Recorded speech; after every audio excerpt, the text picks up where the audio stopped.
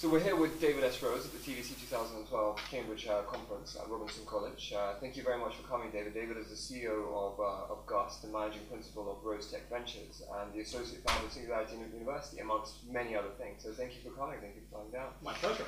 Let me ask by saying, what is it that got you interested in technology and science initially at the start when you were young? I'm actually a multi-generational technology angel investor, if you can believe that. Now, the term angel investor wasn't applied to people in business and technology until the late 1970s.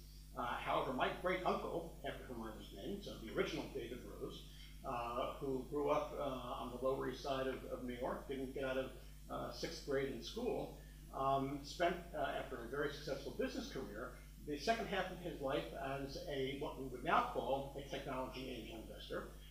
He was the primary person who funded the development of the wearable artificial kidney, the portable dialysis unit. He brought vascular stapling to the US, hyperbaric operating chambers, desalination projects in Israel. So here I had a role model of somebody who, in his 70s and 80s, was at the forefront of technology, working with all kinds of innovators, and it was an amazing role model. I once was invited to lunch with him, and when I was in college, and it was Dave, my Uncle Dave, myself, and 4 Nobel laureates. Wow. Those are the kind of people he hung around with. So with that as a role model and a natural bent towards technology and entrepreneurship, you put it all together, and that's how you get to be an angel. Excellent. Well, I've got to ask another follow-up question based on that. There's a number of people here all looking to get into some kind of private equity angel investment, whether by starting to work in a fund like Amadeus, which hugely supports all the companies out here, or individually by making some money in consulting and then looking to invest themselves. Do you have any tips, suggestions, pointers for people who maybe haven't had the experience and don't have a role model in their lives, but are trying to get into that sphere? There's a very, very big difference between being an entrepreneur and being an investor in entrepreneurs.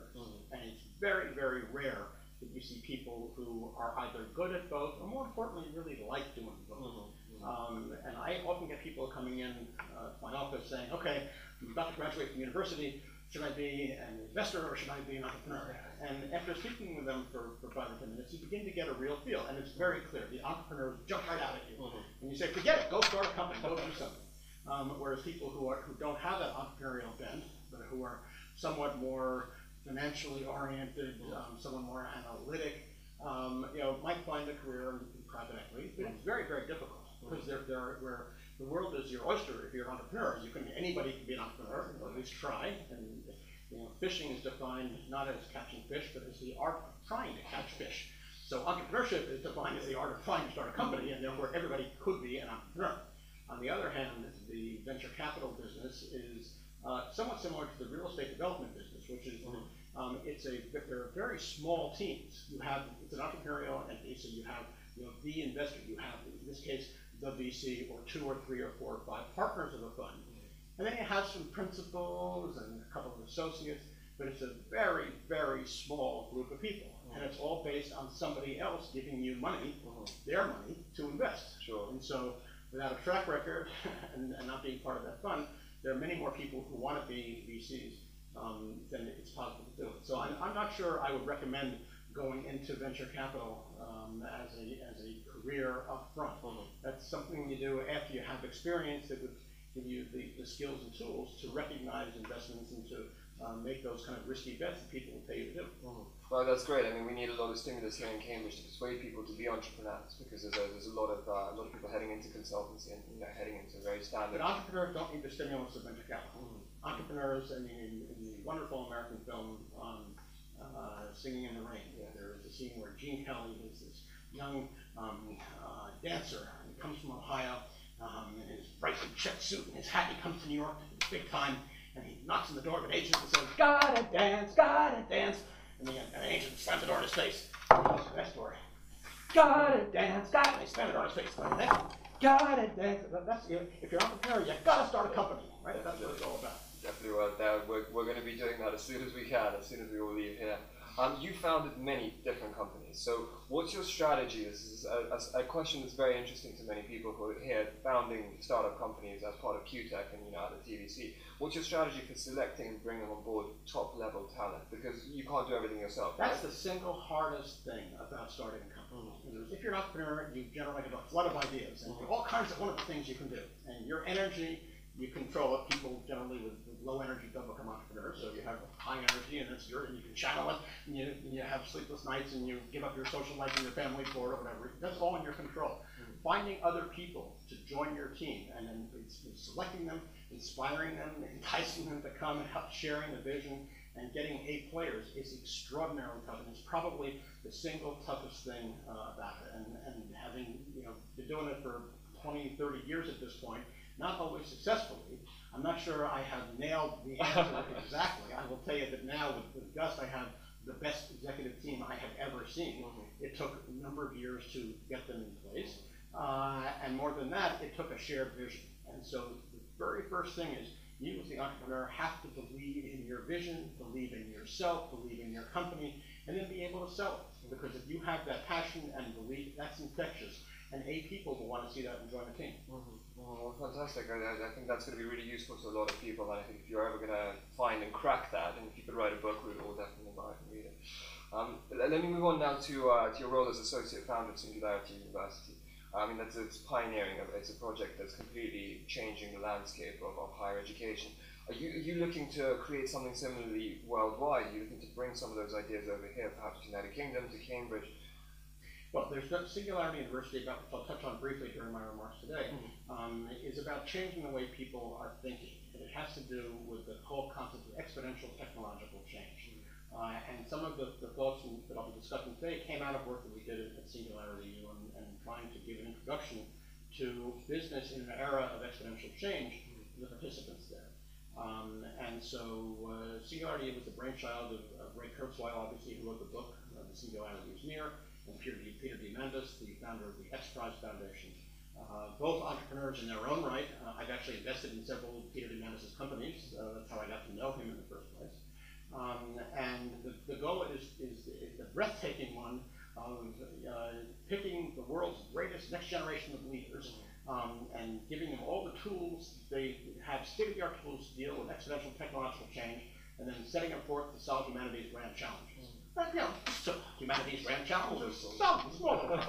So therefore, Singularity U is in the process of trying to leverage the amazing success it's had for the first 3 or 4 years of its existence into a larger international project. Now, whether that means there are short-term classes and programs that are done in various places. There are competitions, entrepreneurial competitions that are being run in Israel and the Palestinian territories and elsewhere to bring students to Singularity U.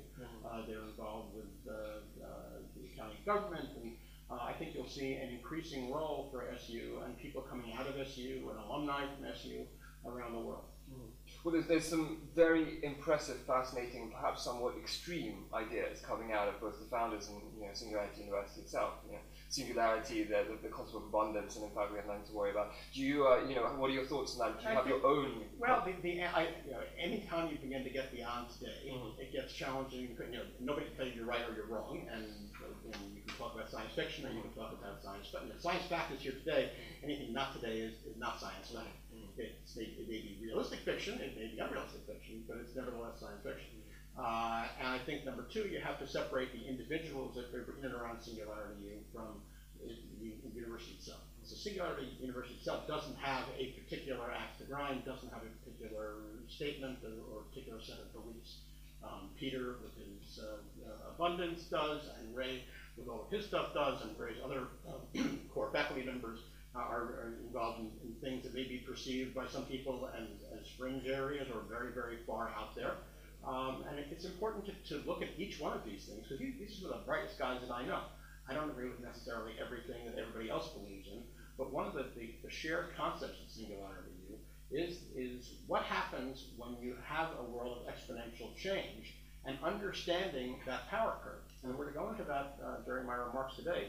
But that is a fundamental understanding of the way the world is working, and that's the one thing that we all agree on. And so if you agree on that, all of a sudden, instead of having a growth curve that looks like this, you have a growth curve that looks like that. And once you get to that kind of growth curve, literally anything is possible. So many of the most wild, far out kinds of things that you hear coming from people who are in some way associated with Singularity or interested in the subject may actually be really realistic. Excellent. Well, let me conclude with one last question, if I may. You've very kindly flown in for the conference here to Cambridge. What is it about the TVC in particular, about the Cambridge, about the CUTEC as a club and the entrepreneurs here that inspired you to come here and to give us this speech to guide us on our path to achieve what you've achieved? Well, I think what you're doing in CUTEC is really important. I mean, this new thinking has to start somewhere, and it is very, very difficult for old guys like me or Peter or Ray to change our mindsets. The great thing about Singularity U is that you have people who have it. But when you start talking about exponential technological growth to the average person on the street, it's very difficult to change people's minds or change their construct.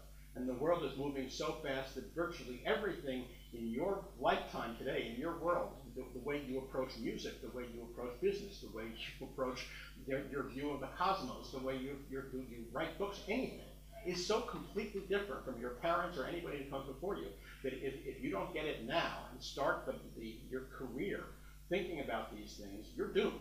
So therefore, I think what CUTEC is doing is wonderful in terms of bringing the whole concepts of innovation and entrepreneurship, which is obviously I believe is going to change the whole world, to some of the brightest people in the UK and globally. And I'm delighted to have gone all the way over and back in one day just to meet with you guys. Well, thank you very much. Thank you for the comments, for coming, and for the interview as well. Best of luck with all of your ventures, and we hope to see you next year at the 2013 conference. My pleasure. Looking forward to it. Thank you.